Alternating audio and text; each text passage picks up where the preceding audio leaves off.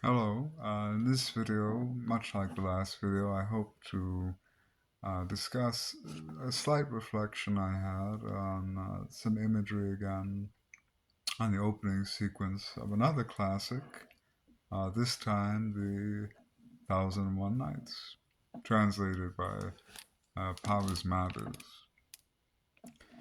Um, Hopefully this video will be brief, unlike the previous video. I thought it would be brief, but it wasn't. Anyhow, we're specifically focused on a very slight part of the opening sequence.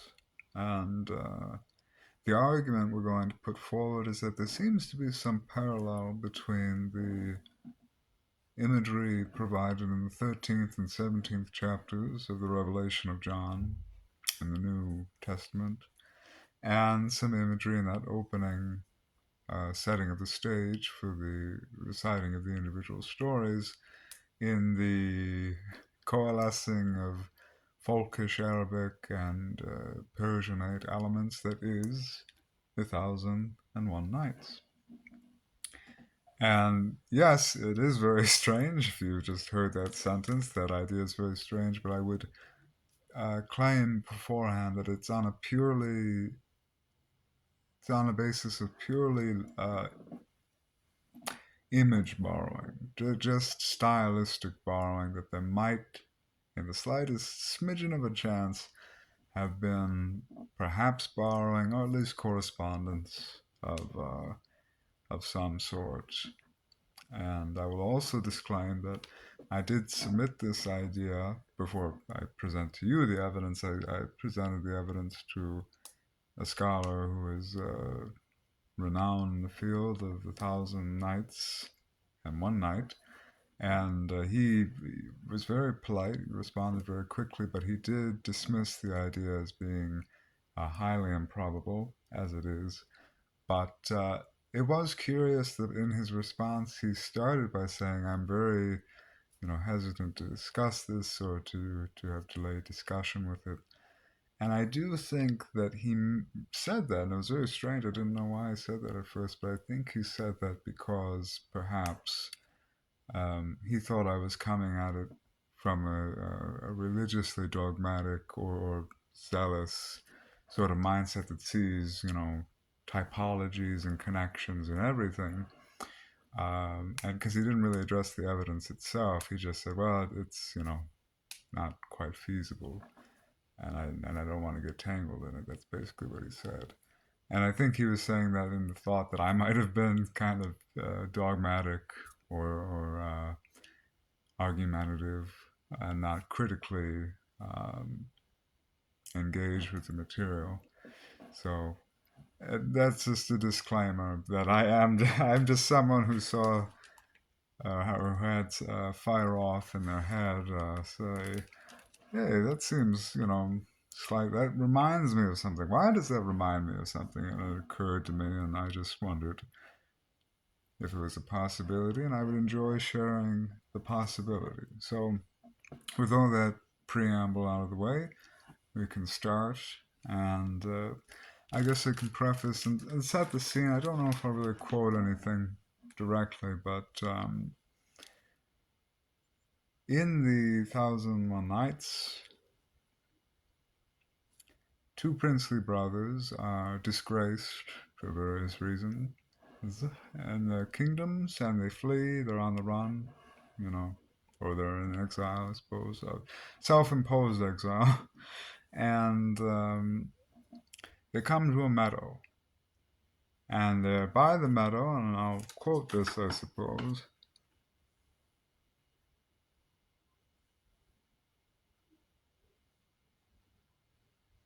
And it's by the sea, and so they're resting, and then an hour had hardly passed when the sea began to be troubled, and suddenly a column of black smoke came out of it, which rose to the sky and moved towards the meadow. Then behold, the smoke column changed to a genie of great size, vast-shouldered, gigantically breasted, and carrying on his head a box. He put foot to the earth, came towards the tree in which they were, and stopped below it. Then he lifted the lid of the box and took from it a large coffer, which he also opened. And thereupon appeared a desirable young girl, bright in her beauty, shining like the sun. So that's the first piece, that's the first excerpt of evidence I want to provide there. So we see this creature emerging from the sea, from the coast, apparently. We'll see if that clicks in anyone's minds. But we see the creature emerging from the sea and a woman upon him. So anyhow, we come down, and very curiously, that woman, or the young girl, beckons the two princely brothers, invites them to copulate with her. And it's interesting. Now, I'm going to quote this fully and then discuss it. So, they copulate with her as she commanded. And then, I'm quoting, drawing from her pocket a little bag, she took from it a necklace of 570 seal rings, saying, "Know you what these are?" And they answered, "We do not know." Then she said, "The givers of these seal rings have all coupled with me on the unwitting horns of this Ifrit. So now, O brothers, give me yours." And so they do. Now, we've just quoted the two main excerpts, and it's very, very slight. But let's start there. We see a beast, a great creature, emerge from a coast, from the sea onto the coast. And we see that, of course, the image is of unwitting horns, but it is a genie, and it is an Ifrit. And in the Arabic depictions and manuscripts, and the Persianic, they do have horns. So it's not just the unwitting horns as the imagery of cuckoldry, but indeed the creature itself, doubly used for great effect. But so we see that this horned beast emerging from the sea, coming on the coast, with a woman upon him, or close in quarters. Okay. Moreover, this woman has copulated all the princes of the world, specifically the princes, as it said. The givers of these seal rings have all coupled with me. Now, of course, to have a seal ring, one doesn't need to be the greatest king in the world, I suppose, but in those days, you had to have some power and wealth, and that's the idea, anyways. You presume. Now, what's important is, okay, we see that. Now, I don't know if that fires off anything in your mind, but it fires off in my mind. Oh, wait, that sounds very familiar, doesn't it? And so we can extract a little information from, let's start with the 13th chapter of the Revelation of John. The dragon stood on the shore of the sea, and I saw a beast coming out of the sea.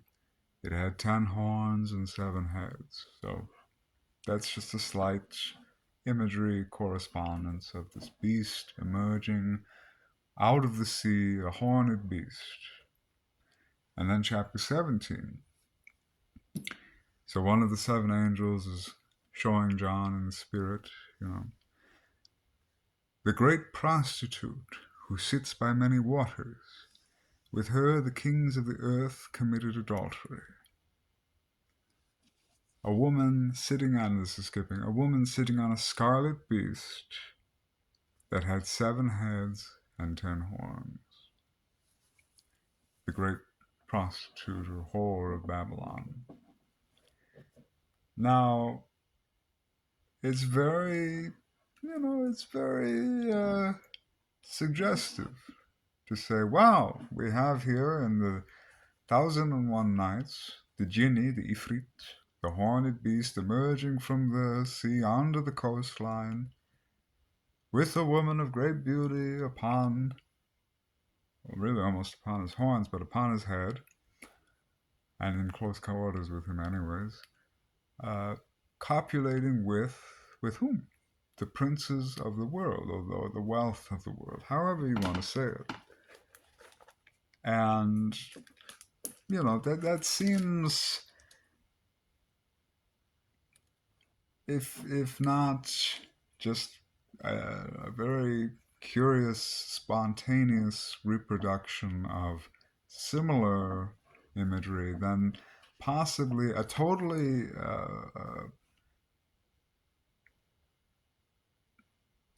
content or differently essential use of that structure. So I'm not saying that it has any essential meaning, even if it were directly borrowed, but just that for whatever reason, that provided that imagery may have proved interesting, and so was taken out of context, taken out of the significance of its place in John, and simply used for new purposes to adapt it.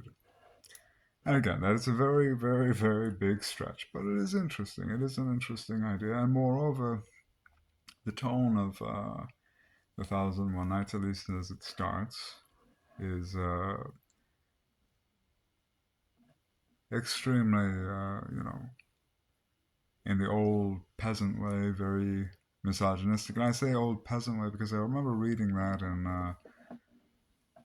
Werner Jaeger, when he was writing about the development of Greek culture, and he was saying, among the Homeric aristocratic classes, the concept of women or of womanhood had, grown in esteem, whereas in the Hesiodic literature, that remained more so with the folk or the peasants, woman was yet Pandora, she who introduced evil into the world. So it's more of a folkish conception. But anyways, the same sentiment is in here. As a quote, friend, trust not at all in women, smile at their promising for their licentiousness, in other words. But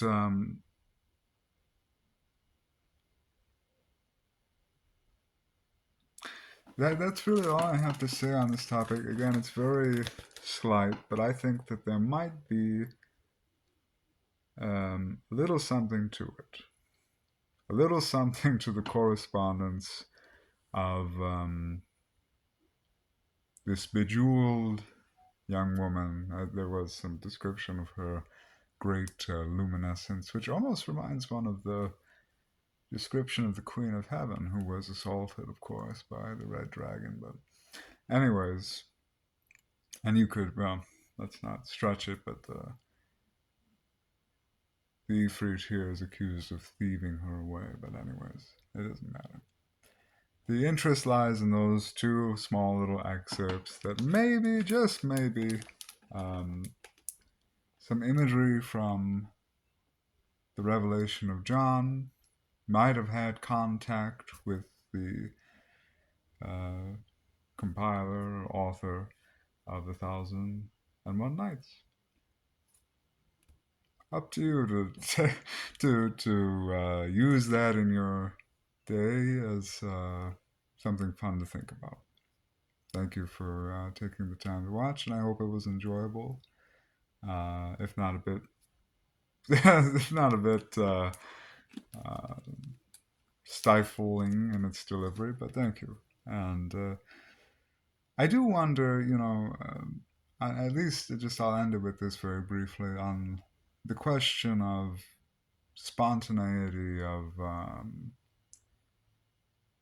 because we could say, okay, well, these two images, I think if anyone looked at those two images, they would at least say, which the person I emailed did not, they would at least say, those are very similar episodic images.